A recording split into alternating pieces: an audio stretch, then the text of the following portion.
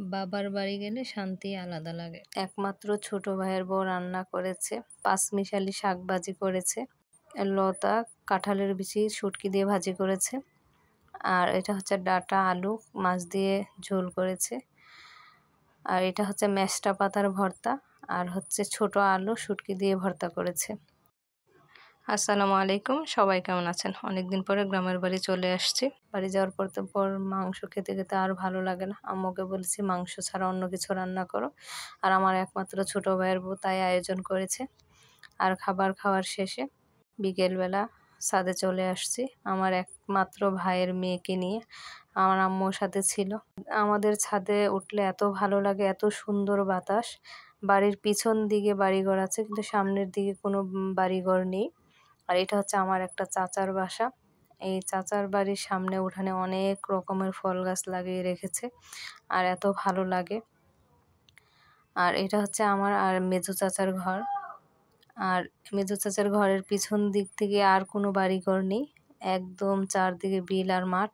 একদম বাড়ির সামনে একটা খেলার মাঠ আছে, তারপর থেকে ধানের জমি। বর্ষার সময় হালকা একটু পানি আসে, আর সব সময় শুকনোই থাকে। আর এই পাশে হচ্ছে আমাদের আর একটা টিন শেড ঘর।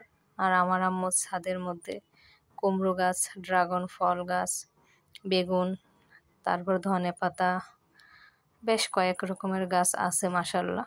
আর ছাদ থেকে চলে আসলাম নিচে। এটা আমাদের না, এটা হচ্ছে আমার এক চাচার আতাফল গাছ। আতাফল গাছে সুন্দর ফুল এসেছে। আতাফল গাছের ফুলগুলি আর এই পাশে হচ্ছে আতাফল গাছের মতোই ফলটা, এটাকে আমরা সরফা বলে থাকি। পাতাগুলি আতাফল গাছের পাতার মতো না, একটু গোল গোল পাতাগুলি, কিন্তু ফলটা দেখতে একদম আতাফলের মতোই, সেই বড় হয় না। আর এই ফলটা দেখতে উপর দিক দিয়ে বেশি ভালো লাগে মাশাল্লাহ। অনেকগুলি ফল এসেছে, আর আমি প্রত্যেকটা ফল হাতে ধরে ধরে দেখছিলাম। আমার কাছে খুব ভালো লাগছিল ফলগুলি ধরতে। আর একদম নিচুর দিয়ে গাছটা খুব বেশি বড় হয়নি, চারা গাছ, তার মধ্যে মাশাল্লাহ অনেক ফল এসেছে। এই মাশাল্লাহ ফলগুলি দেখতেও খুব ভালো লাগছে। আর কেমন লাগছে, আর গ্রামে গেলে আর আসতে মন চায় না, বাসায় মনে হয় গ্রামে অনেক দিন থাকি। আর এই ভিডিওটি যদি ভালো লেগে থাকে একটা লাইক দিয়ে যাবেন।